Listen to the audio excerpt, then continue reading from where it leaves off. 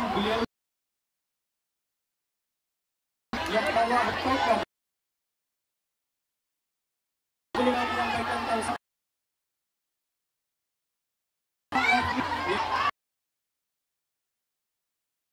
ambil posisi duduknya masing-masing.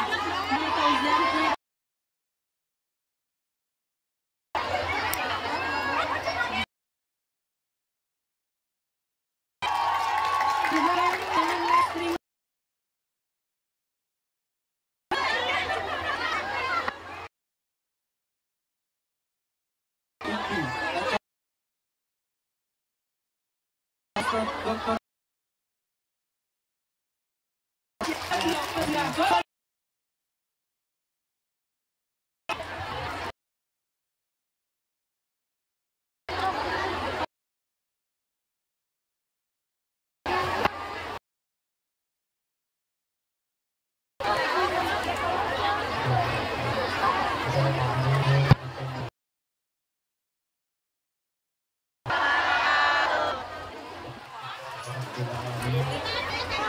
wassalatu wassalamu ala nabiyyina wa sayyidina sayyidil anbiya'i wal mursalin nabiyyina Muhammad wa dzurriyyatihi wa ummatihi. Kabar semua yang kita hormati, keluarga besar Muslim dan kemudian tanpa kecuali kita juga doakan mudah-mudahan dibantu dari ini. Ucap terima kasih kepada ini, semoga semuanya diberkahi Allah Subhanahu wa Ta'ala. Obatnya ibu-ibu.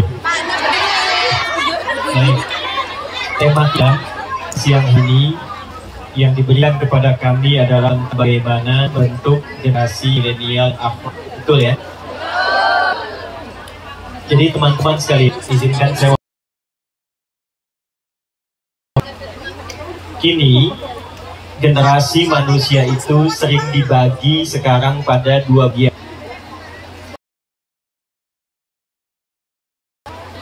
Ada generasi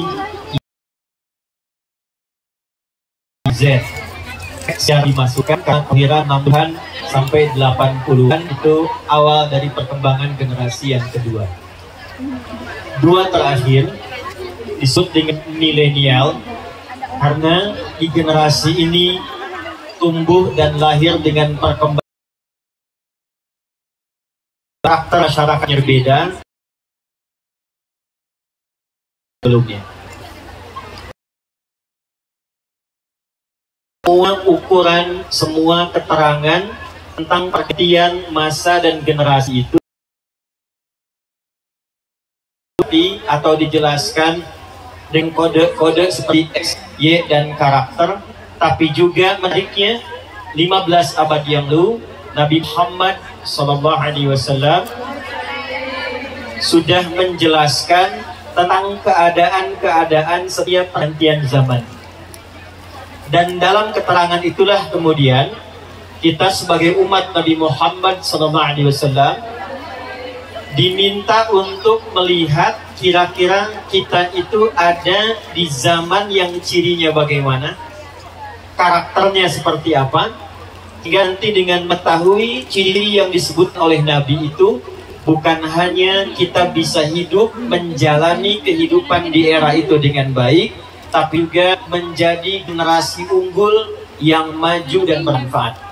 Itulah sebabnya siang hari ini, karena ini istimewa, tidak biasa, saya dengar ada yang datang juga 5 jam dari sini ya. Boleh angkat tangan ya itu? Oh, Masya Allah. Jam berapa tadi? Sudah sholat subuh? Alhamdulillah. Baik, saya berikan hadiah dulu ya. Hadiahnya hadis Nabi aja. Baik, tersebut dalam Sunan Ibnu Majah. Diriwayatkan nanti oleh sahabat mulia Abu Darda radhiyallahu ta'ala. Di Nabi sallallahu alaihi wasallam beliau bersabda, qala Rasulullah sallallahu alaihi wasallam, man salaka tariqan yaltamisu fihi ilman sahhalallahu lahu tariqan ilal jannah. Siapapun, laki-laki, perempuan, besar, kecil, tua, muda, yang menempuh perjalanan yang tidak mudah, kadang berliku, dengan satu niat untuk belajar tuntunan agamanya, walaupun itu sedikit saja, satu hadis, satu ayat, tapi dia niatkan betul untuk belajar tuntunan agamanya, sahhalallahu lahu tariqan ilal jannah. Maka Allah perintahkan pada malaikat di hari kiamat kelak, cepat catat amalannya itu untuk mempercepat langkah kaki dia dengan masuk surga. Wa innal malaikata la tad'u ajnihataha ridan li talibil ilmi. Dan sejak ia berangkat dari tempat dia asal untuk belajar ilmu itu, Allah perintahkan pada beberapa malaikat, berikan perlindungan di perjalanannya dan berikan ridhonya. Ridho malaikat itu setidaknya punya 3 arti. Yang pertama, yastaghfiru li talibil ilmi, memohonkan ampunan pada para penuntut ilmu. Jadi teman-teman yang datang dari dekat, apalagi dari jauh, berangkat, sekarang tiba, sampai pulang lagi, manfaatkan kesempatan pertama ini untuk memohonkan ampunan Allah Subhanahu wa ta'ala. Karena dalam perjalanan itu bukan hanya sekedar istighfar, malaikat diperintahkan oleh Allah aminkan permintaan ampunannya, dan seketika Allah menurunkan ampunan. Nah, itu yang terjadi pada seorang yang pernah berbuat maksiat, bunuh 100 orang, konsultasi, dia intobat, diarahkan datang ke majlis ilmu, di perjalanan dia meninggal dengan istighfarnya. Maka Allah perintahkan ukur jaraknya, ternyata lebih 1 jengkal ke tempat tujuan ke majlis ilmu. Maka Allah perintahkan, faqad waqa'a ajruhu 'ala Allah. Pahalanya telah ditetapkan, dosanya diampuni Allah Subhanahu wa ta'ala. Yang mohon doa untuk ilmu. Saya akan doa malaikat padanya. Itu punya 7 kitab. Wal Mu'allim. Di halaman 15, di paragraf yang kedua, yang pertama, beliau mengutip, kalau ada yang melalui Riau dan di daerahnya apa namanya? Sekarang di Taman Cumi. Nabi marar biyadil jannah, farta'u, maka senanglah, maka bergeraklah, maka gembiralah. Mari ul jannah, apa itu taman-taman surga? Faqala Rasulullah sallallahu alaihi wasallam, maka menjawab Rasulullah, maka kata Nabi, idza haqqa halal dzikir, itulah penjelasan para ulama majlis tamannya, kata semangatlah, kata Nabi bergembiralah. Kenapa? Karena diantaranya malaikat menyertai, datang dan mengaminkan doa-doa yang dimohonkan kepada Allah Subhanahu wa ta'ala. Nah, yang ketiga, ini yang paling penting, nanti ditafsir di hadis Muslim. Perhatikan keterangannya. Majtama'a qaumun fi baitin min buyutillahi yatluna kitaballahi wa yatadarasunahu fima bainahum wa haffathumul malaika nazalat alaihimus sakinah wa dzakarahumullahu fi man 'indah. Paham? Tidak. Tidaklah orang-orang kumpul di satu tempat yang disukai Allah. Di antara tempat yang disukai Allah, tempat yang digunakan untuk baikan, mengaji dan meningkatkan zikir, kecuali Allah utus malaikat di tempat itu untuk memberikan hal. Satu, nazalat alaihimus sakinah, diberikan ketenangan, kedamaian, ketentraman dalam jiwa orang-orang yang datang. Jadi bedanya ngaji dengan kumpul-kumpul biasa. Anda boleh kumpul di taman, Anda boleh kumpul di lapangan, tapi tempat itu ketika dijadikan tempat ngaji, Allah berikan ketenangan yang berbeda dengan kumpul yang hafiyat berrahmat untuk menunggi. Dan yang dzakaramallahu fima saat diaji sampai Ta'ala di sekitar arasy. Kalau disebutkan di media sosial senang tak? Kalau di kita insya Allah disebutkan oleh Allah di sekitaran arasy dari makhluk-makhluk terkaikan pengajian ini insya Allah. Nah, ini tidak dengan amin, kita ngaji dulu. Sudah berjuang, maka hari ini karena kita ngaji, kita akan membahas itu dengan 3 hari selama 3 bulan. Jadi kita akan coba cek kembali hadis yang pertama. Dapat dalam Sahih Al-Bukhari nomor hadis 7121. Ada juga di dalam Sahih Muslim nomor hadis 157. Satu lagi ada dalam Sahihnya Ibnu Hibban nomor hadis 6218. Saya bacakan sanadnya ya, sekaligus ijazah untuk sanad. Kita ambil yang Ibnu Hibban saja. Qala haddatsana qala akhbarana Abdullah bin Muhammad qala haddatsana Ishaq bin Ibrahim qala akhbarana Uthman bin Umar qala haddatsana Ibnu Abi Dhib an Sa'id ibn Sam'an an Abi Hurairah radhiyallahu ta'ala anhu anin Nabi sallallahu alaihi wasallam. Hadis ini sanadnya tersambung melalui Ibnu Hibban. Beliau menerima dari Abdullah bin Muhammad. Abdullah bin Muhammad menerima dari Ishaq bin Ibrahim. Ishaq bin Ibrahim menerima hadis ini dari Uthman bin Umar. Uthman bin Umar menerima hadis ini dari Ibnu Abi Dhib. Beliau menerima dari Sa'id bin Sam'an. Sa'id bin Sam'an menerima dari sahabat Abu Hurairah radhiyallahu ta'ala anhu Abdurrahman bin Sahar. Abdurrahman bin Sahar menerima dari Nabi Muhammad sallallahu alaihi wasallam. Beliau bersabda, perhatikan hadisnya. Yushiku alla taquma as-sa'atu hatta yuqbada al-'ilmu wa yakthura al-kadhibu wa tantashira al-fitnu wa yaqarabu az-zamanu wa tataqarabu al-aswaq. 5 ya. Yushiku alla taquma as-sa'atu.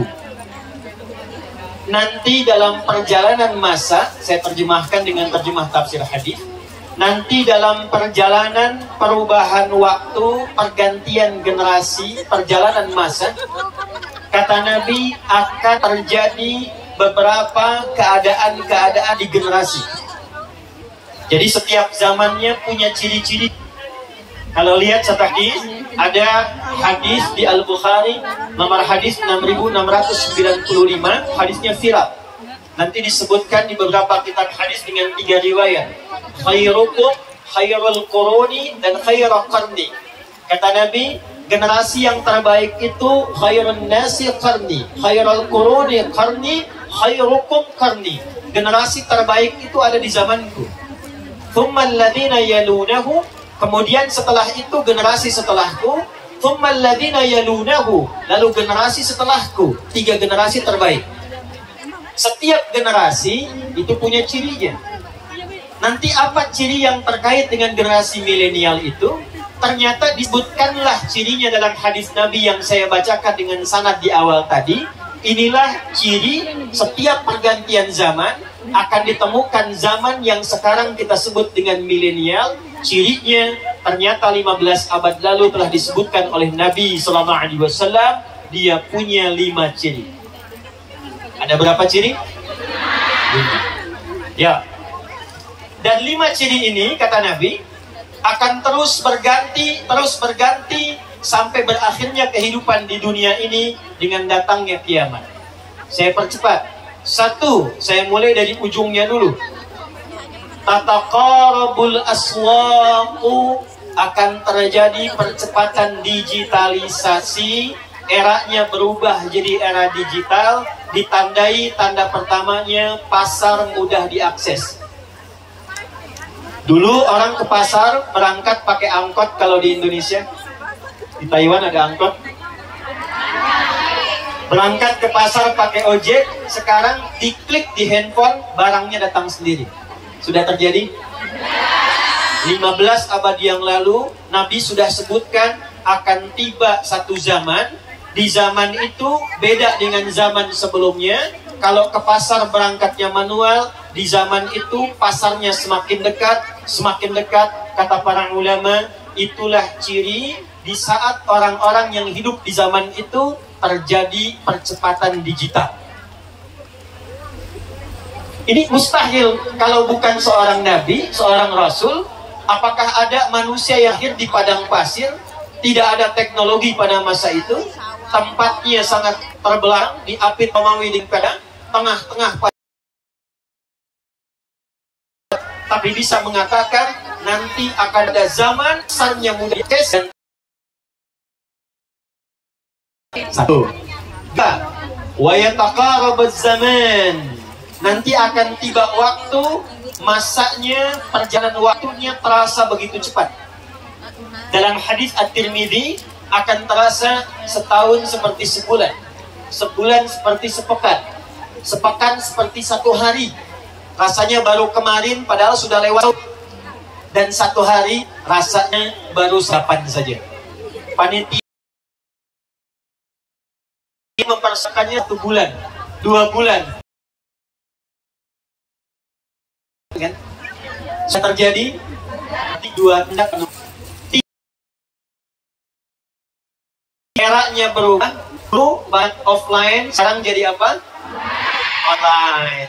Namun sekarang banyak. Dulu tanjaknya site atau offline, sekarang online. Dulu ceritanya online, sekarang maka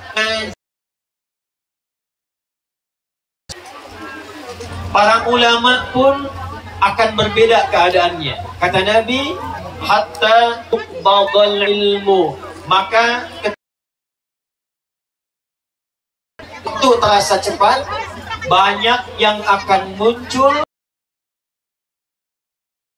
konten tentang agama, ngajar tentang agama, yang pakar jadi, dan ilmu mulai tercabut. Bagaimana ilmu tercabut? Mereka Innallaha la yaqdul ilma intiza'an yantazi'uhu minal ibad walakin yantazi'uhu biqabdil ulama hatta idza lam yabqa 'alima atau lam yabqa 'alimun ay yubqi 'alima ittakhadha an-nasu ru'usan juhala fasu'ilu fa'aftau fadallu wa adallu. Sungguh akan ada satu masa ilmu itu mulai tercabut, tapi bukan ilmunya yang hilang, bukan tafsirnya hilang, bukan fikihnya hilang, bukan hadisnya hilang, bukan usul fikihnya hilang, tapi ulamanya mulai wafat satu persatu, kiainya mulai meninggal satu-satu, habibnya mulai meninggal satu-satu, ustadz-ustadz yang pakar mulai meninggal satu-satu, ulama-ulama sepuh kita, panutan kita mulai wafat satu persatu, sampai tiba-tiba nanti yang tersisa tinggal sedikit. Tapi dari yang sedikit itu tiba-tiba muncul banyak orang bicara tentang agama. Karena eranya digital, orang-orang ini mulai muncul buat konten tentang agama. Terjadi sekarang? Dulu kita ngaji di santai seperti Ya, kita pakai kita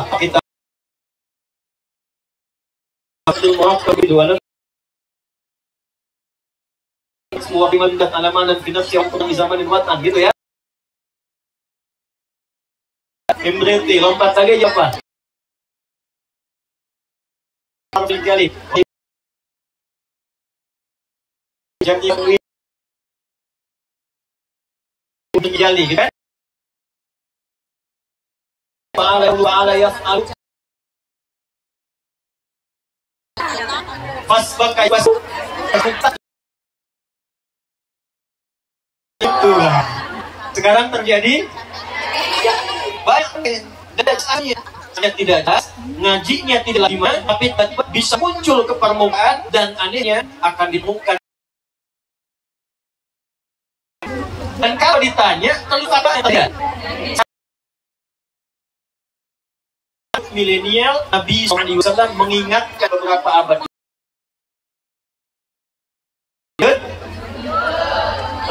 Karena tiga sudah muncul, konsekuensi keempat dia flatkan zibu. Karena eranya sudah elektronik, digital muncul, status muncul, konten muncul, maka akan tiba masa sulit dibedakan mana yang benar, mana yang salah. Manipulasi akan ditemukan, kebohongan mulai banyak, bercampur sehingga orang sulit menemukan ini yang benar yang mana, yang salah yang mana.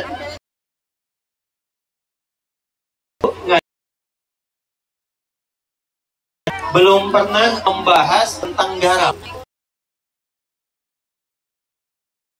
Terangannya garam, videonya tentang tutorial besar dan terjadi.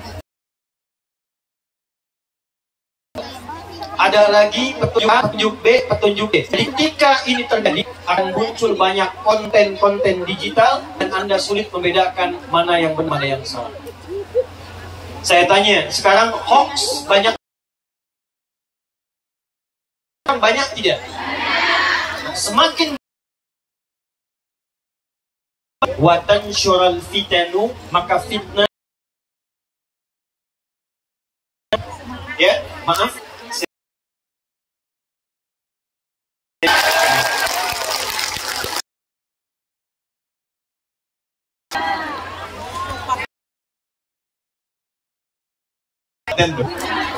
yang disebut di situ ya.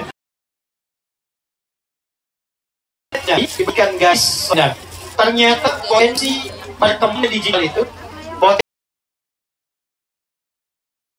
oleh orang-orang yang tidak bertanggung jawab untuk membuat konten-konten yang tidak positif. Sekarang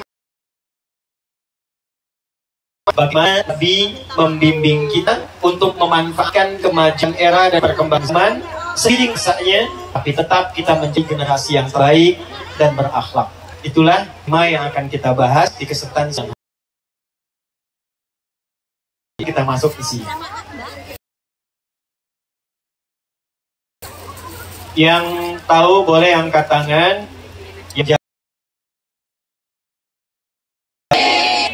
Pertanyaan saya, siapa yang boleh bisa angkat?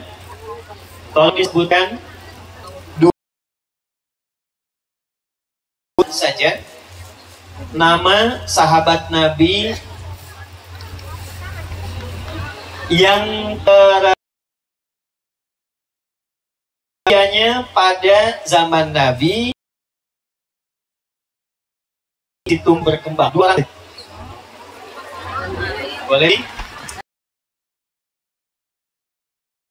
Satu lagi. Saja baik, enak saya. Satu. Belakang. Bentar, kasih Mbak lagi.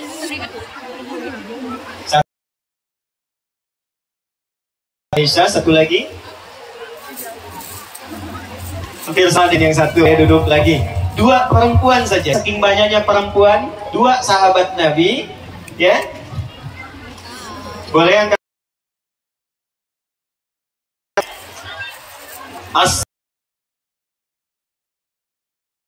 Baik. Ada lagi yang lain? Baik. Ah, salam, silakan. Yang pertama Halimah binti Sa'ad, yang kedua binti lupa. Binti lupa. Ayolah, bukan. Ada lagi yang lain terakhir? Ya. Ini pelan-pelan ya.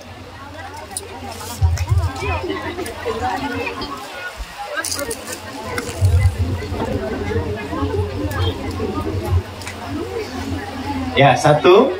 Hafsah binti Umar. Ya, satu lagi. Yang kedua Fatimah binti Muhammad. Fatimah binti Muhammad SAW. Berikan tepuk tangan, boleh. Baik, Ibu dapat hadiah $100 ya. Silakan. Baik, fokus dulu ya. Sekarang yang laki-laki. Sebutkan 3 orang pemuda atau remaja yang hidup di era Nabi Sallallahu Alaihi Wasallam. Yang laki, 3 orang remaja atau anak muda yang hidup di era Nabi Sallallahu Alaihi Wasallam. Milenialnya di zaman Nabi. Boleh angkat tangan. 1. Yang laki-laki dulu. Mana laki-lakinya? Ya, Mas, silakan. 1. Uthman bin Affan. 2. Abdurrahman bin Auf. Ali bin Abi Thalib. Benar 2. 1 lagi. Abu Bakar As-Siddiq. 1 lagi.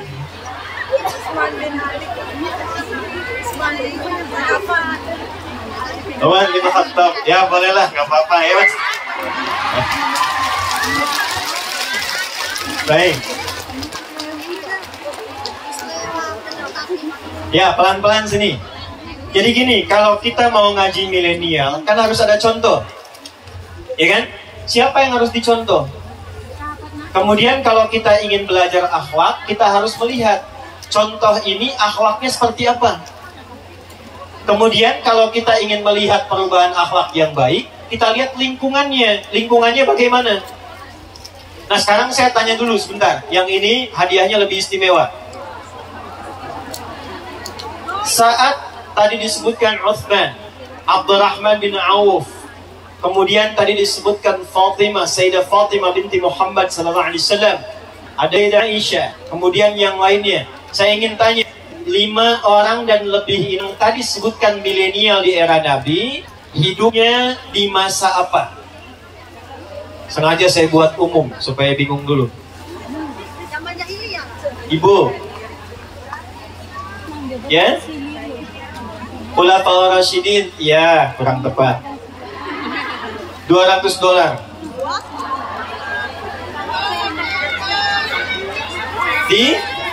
Tolong berikan mic-nya. Baik. Zaman jahiliyah. Apa itu jahiliyah? Masih bodoh, masih tertinggal. Tertinggal dari apa? Dari macam teknologi. Ada teknologi pada zaman itu. Zaman enggak kayak zaman sekarang gitu, Ustaz. Kayak zaman sekarang. Iya. Zaman sekarang kenapa? Sekarang teknologinya sangat Ustaz. Baik. Ya nggak apa-apa lah, $200.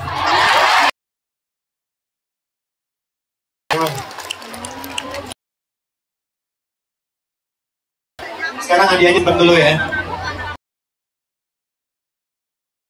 Tadi kurang lebih tadi 5 orang tinggal di zaman yang namanya disebut dengan jahiliyah. Namanya apa? Tahu artinya jahiliyah tidak? Jahiliyah itu gabungan dari 2 sifat. 1, jahlun, keperbuatannya.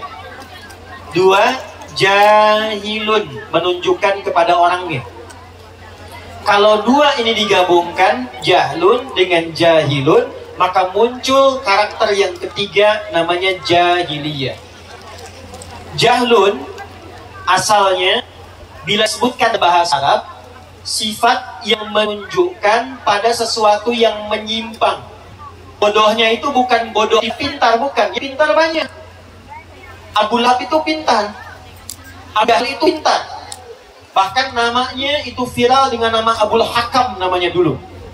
Yang pintar banyak. Pintar dagang ada. Pintar politik ada. Ya, ada yang pintar dari ilmu-ilmu dasar ada. Tapi kepintarannya ini tertutupi oleh satu sifat, yaitu tidak kenal baik. Sehingga sifat pintarnya ini dipakai pada perbuatan-perbuatan yang menyimpang. Jadi jahlun itu tidak kenal baik. Bodohnya itu bodoh pada sifat-sifat baik.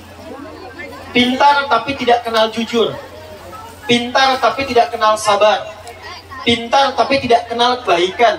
Karena itu ketika Allah menurunkan sifat taubat di Quran surah keempat di ayat ke-17 itu, maka disebutkan sifat jahalah dalam perbuatan salah itu. Innamat taubatu 'alallahi lilladzina ya'maluna su'a bijahalatin. Sungguh taubat yang diterima oleh Allah itu adalah taubat dari orang yang berlaku kriminal, berbuat tindakan jahat karena jahalah. Dia bodoh, tidak tahu tentang kebenaran dan kebaikan. Jadi karena nggak tahu baik, para pelakunya jahil, melakukan semua jenis perbuatan yang tidak baik. Itulah eranya disebut dengan jahiliyah. Jadi kalau teman-teman ingin tahu di mana berkumpulnya semua bentuk perbuatan tingkat tinggi yang buruk, itulah eranya jahiliyah. Mabuk misalnya. Saya ulang ya. Yang mabuk ya. Di sini ada yang mabuk nggak? Nggak ada ya. Nggak ada ya. Baik. Nah lihat sini. Kalau di zaman jahiliyah itu saking profesionalnya mabuk, yang pemula saja, pemabuk prematur, yang baru mabuk itu 5 kali sehari. Ayo baca sirah itu. Itu yang paling pemula. Bayangkan yang profesional. 1, ya. 2. Di Taiwan ini ada yang tawuran nggak? Hah? Ada yang suka berkelahi nggak? Ada. Jangan-jangan mirip-mirip, tidak ya? Lihat sini. Di zaman jahiliyah itu tersinggung sedikit itu langsung berkelahi. Dan berkelahinya nggak tanggung, ya. Nih, yang saya tanya ini, ibu di sini, ibu kenal Umar bin Khattab? Kenal di mana? Tadi bahaya nih, ada yang kenal Umar di sini. Umar itu sebelum masuk Islam itu di antara jagoannya di wilayah jahiliyah, yang kalau sedang bosan dia akan bikin pengumuman. Siapa yang berani dengan saya hari ini? Kita bertemu di Bukit A, silahkan datang, pamit dulu pada ibu yang telah melahirkannya, karena dia akan pulang tanpa nama. Itu Umar. Zina, semua jenis zina itu khatam. Khatam. Ada yang sudah menikah, ya, itu besoknya ngobrol-ngobrol dengan tetangga, bisa berkata begini, saya bosan dengan istri saya juga, malam gantian yuk, ayo. Itu jahiliyah itu. Jadi Anda bayangkan kenapa disebut dengan jahiliyah? Karena semua di dalam orang yang tadi saya ulangi. Abi Thalib misalnya, Abdurrahman jami'an, yang perempuan yang tadi disebut hidupnya di masa yang pertama saya jeleknya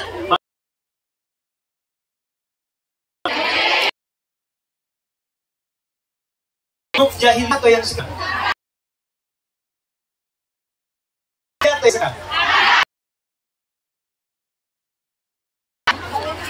nah, di zaman jahiliyah, perhatikan, zaman jahiliyah yang kehidupan tidak perlu banyak. Muhammad sallallahu alaihi wasallam kenapa diutus di... Saya berikan rahasianya hari ini. dan ini di antara kita saja. Ya? Ini saya berikan gambar begini nih biar tidak mubazir, bukan tulis.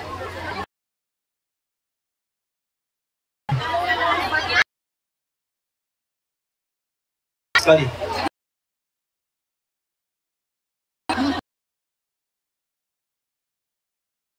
Lihat sini. Ini saya sebut Romawi di sini. Di kiri Persia.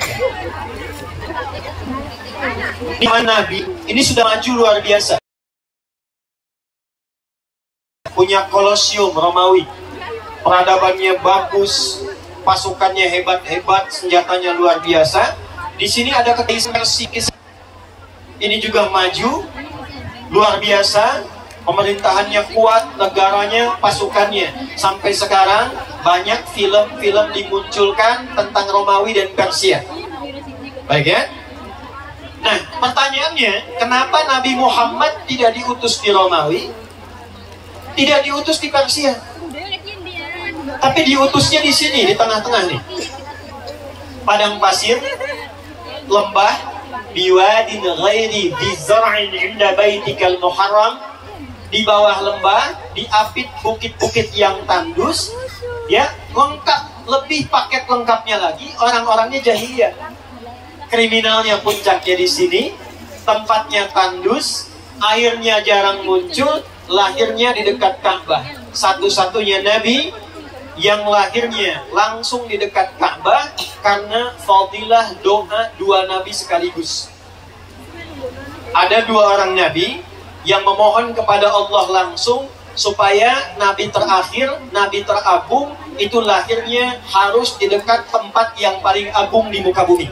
Tidak ada tempat yang paling agung yang dikunjungi setiap saat, puncaknya dalam musim haji, semua kiblat mengarah kepadanya kecuali Ka'bah.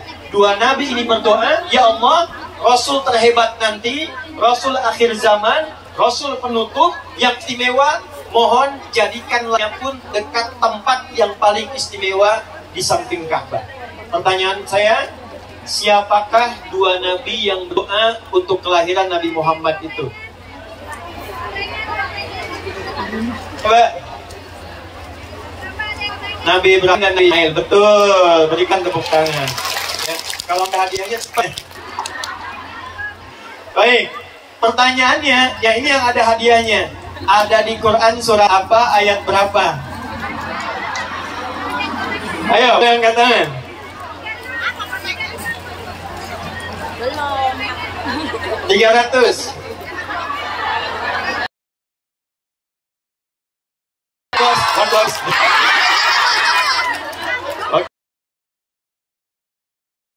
Quran surat kedua Al-Baqarah di ayat 120. Rabbana wab'ats fihim rasulan minhum yatlu 'alaihim ayatika. Ini inti materi kita. Wal hikmah wa yuzakkihim innaka antal. Tadi yang berdoa siapa? Satu lagi. Ismail itu jaraknya berapa lama dari Nabi Muhammad? Kurang lebih 30 generasi. Satu generasinya bisa Nabi Ibrahim alaihissalam, ya, tahun. Ke Nabi Isa hampir itu kurang lebih 10 generasi.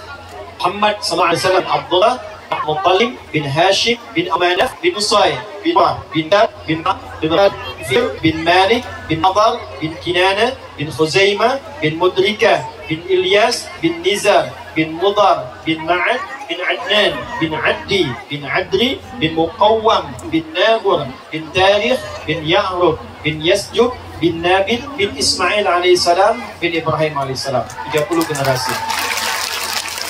Nah, coba ulangi. Saya mau katakan, kita harus bangga jadi umat Nabi Muhammad, Nabi yang istimewa, karena semua Nabi dan Rasul itu ingin sekali membersamai dan ikut dakwahnya beliau. Sampai-sampai mendoakan. sampai-sampai mendoakan. Nah, saking jauhnya jarak dari Nabi Ibrahim, Nabi Ismail ke Nabi Muhammad SAW, itu masih memohon kepada Allah, ya Allah, istimewakan Nabi terakhir yang luar biasa itu lahirnya di dekat Ka'bah. Satu-satunya Nabi Rasul yang lahirnya di dekat Ka'bah hanya Nabi Muhammad SAW. Ya, nah ini kalau ini Ka'bah di sini ada Zam-Zam sekarang. Ini ada Hotel Sofwa, sini jalan, ini Hilton, ini jalan lagi ke sini, ini Istana Raja, ini bukit namanya Jabal Qubais. Kalau Anda haji atau umrah, mudah-mudahan yang belum disegerakan ya. Nah, tidak cukup dengan amin, nabung ya. Ini dari Zam-Zam lurus, belok kanan sini, jalurnya ke sini, ini ada gate Ismail pintu 26. Ini gate Nabi, tempat Nabi sholat 2 rakaat sebelum Isra Mi'raj. Ya, dari depan Hajar Aswad. Ini namanya gate Nabi di sini. Ini nanti ada gate Ali. Ini Babus Salam. Babus Salam naik ke atas. Ini ada yang tangga, ini ada yang eskalator, ini ada kursi penjaga warna hijau. Lurus, di sini ada rumah yang sekarang jadi perpustakaan. Di atasnya ada bukit kecil. Dari Jabal Qubais ke sini, Anda lewat, ini ada Istana Raja, ini ada posnya, CCTV warna putih ngadep ke sini. Ini ada kipas angin kurang lebih 35, sudah saya hitung. Sampai ke ujung, ke sini 150 meter, inilah rumah Nabi dilahirkan, Maulid Nabi. Tidak ada satu Nabi pun yang lahir di dekat Ka'bah kecuali Nabi Muhammad SAW. Jadi ini doanya untuk Nabi Muhammad, lahirnya, tumbuhnya, diutusnya bukan di Romawi yang sudah maju, bukan di Persia, tapi di lingkungan masyarakat yang berada di tempat yang tertinggal, tertutup, dan masyarakatnya disebut dengan apa tadi? Jahiliyah. Sekarang, lihat sini, saya mau cepat saja. Ini jahiliyah. Fokus. Tiba-tiba dibimbing oleh Nabi, dibina oleh Nabi, dari mulai Mekah, saya cepat sampai ke Yathrib jadi Madinah, kurang lebih periodenya 20 tahun. Orang-orang yang disebut tadi, Umar bin Khattab, Ali bin Abi Thalib, Uthman bin Affan, Abdurrahman bin Auf, Fatimah binti Muhammad SAW, Aisyah ya binti Abu Bakar radhiyallahu taala anhuma, semua orang itu yang tadinya punya kebiasaan secara umum, walau tidak semuanya, dekat dengan tradisi jahiliyah, tiba-tiba berubah jadi orang terbaik. Biasa tangin orang, senang tampil dengan kekuatan. Sahabat yang bikinnya dari kayu, asnan, dan beliau bikin dari roti. Bikin dari kayu, beliau bikin dari roti yang gak roti pada masa itu kecuali jadi bangsa yang dulu jahiliyah dari roti. Dan bangsa saya katakan, ya lata ini anja'i, ya lata Tuhanku, maafkan saya lapar banget, saya pinjam dulu tangannya, nanti saya bilang. Sampai selesai jalan, Tuhannya bisa saya makan. Siapa yang pernah dengar Abu Dzar Al-Ghifari? Pertanyaannya, siapa nama aslinya? Jundub bin Junadah. Itu beliau pemimpin preman satu kampung. Ada kampung perompak, pembegal, kampung preman, namanya kampung Ghifar. Semua yang dari sana disebut Ghifari namanya. Kalau di sini ada mas yang namanya Al-Ghifari, nah itu kampung preman. Dulu jahiliyah. Perhatikan, orang-orang ini yang tadi disebut, diajarkan oleh Nabi, dibimbing oleh Nabi, tiba-tiba mereka berubah jadi generasi milenial di masanya yang tumbuh hebat dan membangun negaranya, tempatnya, daerahnya menjadi tempat yang maju dan berkembang. apa kurikulum yang diajarkan oleh Nabi, seperti apa tahapannya. Nah, ini yang insya Allah kita akan rinci pelan-pelan. Tadi siapa yang sebutkan Sayyidah Fatimah? Di sana ya. Sayyidah Fatimah itu, para teman-teman yang muslimah, akhwat, beliau bukan hanya dikenal putri Nabi, tapi silakan Anda cek sejarah, beliau di antara satu-satunya sahabat perempuan putri Nabi yang juga pakar di bidang keperawatan. Sayyidah Aisyah radhiyallahu taala anha, selain hafal 2210 hadis dari Nabi, beliau juga satu-satunya perempuan sahabiah yang pakar di bidang kedokteran. Uthman bin Affan, Abdurrahman bin Auf, pakar bidang manajemen bisnis. Dalam 2 tahun itu jadi orang terkaya di Kuwait. Setelah ini nomor riset kekayaan Abdurrahman bin Auf setelah meninggal, kalau diukur dengan ukuran sekarang, valuasi sekarang, kurang lebih hartanya 14.000 triliun. Abdurrahman bin Auf saja. Modalnya dari pakaian. Tapi diajarkan oleh Nabi, ya, tuntunan berkehidupan, tiba-tiba berubah jadi orang paling hebat di masanya. Saya akan sampai pada 2 bagian lagi. Perhatikan, saya contohkan dulu satu kejadian. Setelah itu saya keluarkan pedomannya, baru kemudian kita pelajari langkah-langkahnya. Mudah-mudahan pulang dari pengajian ini kita bisa berubah menjadi lebih baik dan membangun daerah kita, insya Allah. Ya. Yuk kita mulai. Saya ambil contoh Abdurrahman bin Auf dulu ya, karena tadi disebutkan oleh kawan kita. Beliau sebelum masuk Islam kaya tidak? Saya ulangi, kaya tidak? Kaya. Berarti kan beliau kaya. Dan kaya itu standarnya dibagi 3. 1, kaya. 2, kaya banget. 3, kebangetan kayanya. 3 ya. Nah, sebelum masuk Islam itu kaya, hartanya banyak, terpandang. Dan termasuk di antara tokoh yang diberikan kesempatan untuk memberikan masukan bagi masyarakat saat itu. Ada tempat di depan, kalau sekarang Hilton yang lama, di depan masjid, sekarang jadi toilet, itu satu tempat berkumpulnya 100 orang paling berpengaruh di masa itu. Abdurrahman bin Auf kemudian masuk Islam, ingin ikut hijrah ke Yathrib yang kelak jadi Madinah. Maka oleh orang-orang Quraisy pada masa itu dipersilahkan ikut hijrah, tapi ditawari begini, kalau kamu tidak ikut Muhammad, tidak ikut ajaran Muhammad, tetap tinggal di sini, kami angkat jadi orang nomor 1 paling kaya di lingkungan masyarakat sini, jahiliyah, dan ditempatkan jadi orang yang terhormat, hartanya ditambah, orang paling kaya jadi orang terhormat. Saya mau tanya sebentar. Kalau di sini teman-teman yang laki-laki yang ikhwan, kalau ada yang bilang begini, keluar dari Islam, saya berikan harta jadi orang nomor 1 paling kaya di Taiwan. Kira-kira pilih kaya atau pilih tetap Muslim? Pilihannya gini nih, paling gampang ya. Ya. Kaya tapi murtad atau pas-pasan pilih Muslim? Nggak ada pilihan ketiga. 2 aja tuh. Hah? Awas tuh. Udah. Ya, Abdurrahman bin Auf memilih, nggak apa-apa, saya berangkat, harta diambil, besok lusa harta bisa dicari, tapi iman belum tentu bisa diganti. Ya, bikin status tuh. Lihat sini.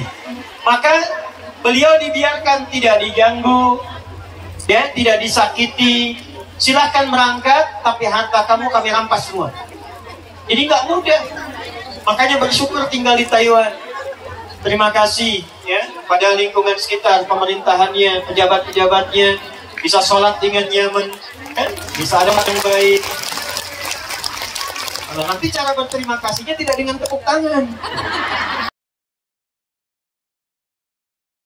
Ya, jadi saya keliling beberapa negara, belum tentu mendapatkan kenyamanan seperti ini. Ada orang mau sholat sudah, ada orang mau pura-pura duduk teman. Ini Anda lagi ketemu sholat, mau sholat enak, fasilitasi. Kalau dengan sitting ini belum mampu berbuat baik, mau masuk Islam saja, hartanya pas. Maka beliau bertekad, gak apa-apa, saya berangkat ke Yathrib. jaraknya 400 kilo dari Mekah. Dulu tidak ada mobil, tidak ada kendaraan, tidak ada kereta cepat. Pilihannya hanya jalan kaki saja. Naik kendaraan kalau punya uang, uangnya dirampas. Suami oke, istri ditanya, kamu istrinya, pilih, mau ikut suami, kami harta semua akan kami ambil, kami rampas, silahkan berangkat dengan pakaian yang melekat di badan saja. Tapi kalau memilih tinggal di Mekah, putus dari suami, harta suami akan diberikan, ditambah, dan diberikan kesempatan, silahkan pilih pemuda paling ganteng di Mekah, pernikahannya akan difasilitasi. Sebentar yang para pria ya, nih ibu-ibu nih ya, juga yang teman-teman yang muslimah yang belum menikah, kalau diberikan pilihan bagi yang menikah, ikut suami berangkat keluar tapi harta tinggal semua dirampas, bawa pakaian saja, atau tinggal tapi diberikan harta tambahan, boleh pilih menikah dengan pemuda manapun, difasilitasi pernikahannya. Kalau saya tanya gambarannya begini, kalau ada yang tawarkan, pulang ke Jakarta tapi semuanya ini harta tinggal, bawa badan saja, atau tinggal di sini harta dikasih, pilih anak muda paling cakep di Taiwan, difasilitasi pernikahannya. Pilih mana? Ikut suami atau tinggal? Saja. Protes tuh. Apapun tetap kadang tidak bisa kita menghilangkan satu kebiasaan yang sulit untuk ditepis. Abdurrahman bin Auf memilih tinggal di Mekah. Tepuk tangan. Berangkat suami, istri tinggal. Pertanyaan saya bukan itu. Lihat, dari kaya jatuh fakir, bukan miskin lagi. Dari kaya jatuh fakir. Kalau miskin masih punya pekerjaan, tapi hasilnya belum mampu memberikan kehidupan yang layak. Kalau fakir sudah nggak punya pekerjaan, untuk kehidupan pun tidak mudah. Fakir. Tapi apa yang terjadi? Beliau berangkat kemudian ke Yathrib, ke Madinah. Hebatnya orang Madinah, mereka menyambut orang yang hijrah muhajirin dengan sifat sesuai kebutuhannya. Misal bu, datang haus, diberikan disambut oleh orang bawa minuman. Datang lapar, disambut oleh orang bawa makanan. Nah, menyambut sesuatu sesuai kebutuhannya itu disebut dengan nasir. Jamaknya disebut dengan ansor. Kenapa kaum ini disebut dengan ansor? Bukan hanya menolong, bukan hanya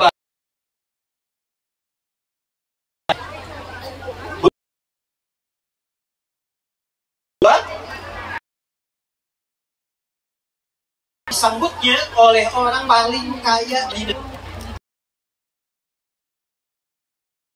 Tuhan yang dengan kaya. Kali ini di perempuan dengan ini, kalian ya. Kalau Anda jadi Abdurrahman bin Auf pada saat itu, datang ke Madinah ditari, kalau ingin kaya, kata orang paling kaya di masa itu, ambil setengah harta saya, paling cantik di dunia, sekalipun keluarga saya fasilitasi pernikahannya.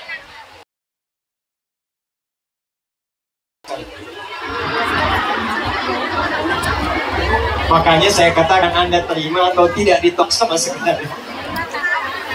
Apa jawaban Abdurrahman bin Auf? Perhatikan. Beliau ternyata di luar dugaan, ditawari 2, dijawab 2. Jazakallahu khaira, semoga Allah balas kebaikan Anda. Arini ainal aswaq, cukup tunjukkan kepada saya di mana pusat bisnisnya, di mana pasarnya, biarkan saya berusaha dengan modal petunjuk Nabi yang telah diajarkan pada saya.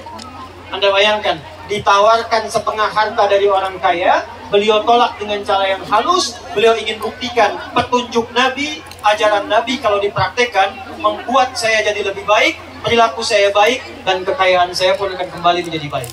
2 tahun setelah itu jadi orang paling kaya di Madinah. Nah sekarang petunjuknya apa? Ini akhir materi kita. Perhatikan kalimatnya. Balik ke Al-Baqarah ayat 129. Saya cepat. Rabbana wab'ath fihim rasulan minhum yatlu alaihim ayatika. Nah, ini rahasianya. Tadi saya sampaikan, saya ingin menyampaikan rahasia. Ini rahasianya. Ya Allah, mohon utus nanti seorang nabi yang hebat, yang unggul, lahirnya di dekat Ka'bah, dan dia mengajarkan pada umatnya ayatika, ayat-ayatmu. Saya tanya pada teman-teman, Nabi dapat ayat tidak? Saya ulangi, Nabi dapat ayat tidak? Saya ulangi, Nabi dapat ayat tidak? Yang dapat jawab berapa ayat?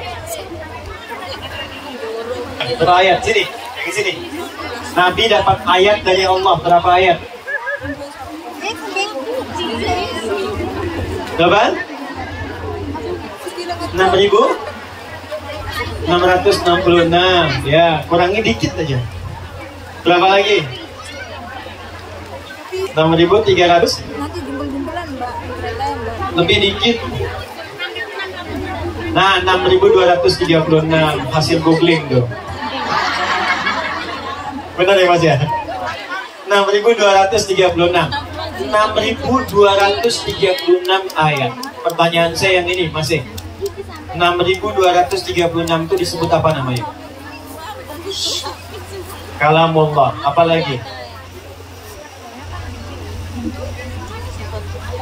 Bisa ada ilmu dan lain sebagainya. Intinya apa? Al-Quran. Nah, ibu dapat $100. Tapi karena infonya dari Mas ini dulu ya Bu ya.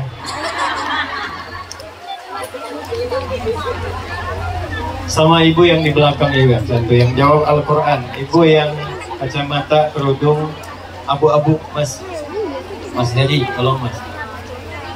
Belakang. Kasih Bu, sama-sama.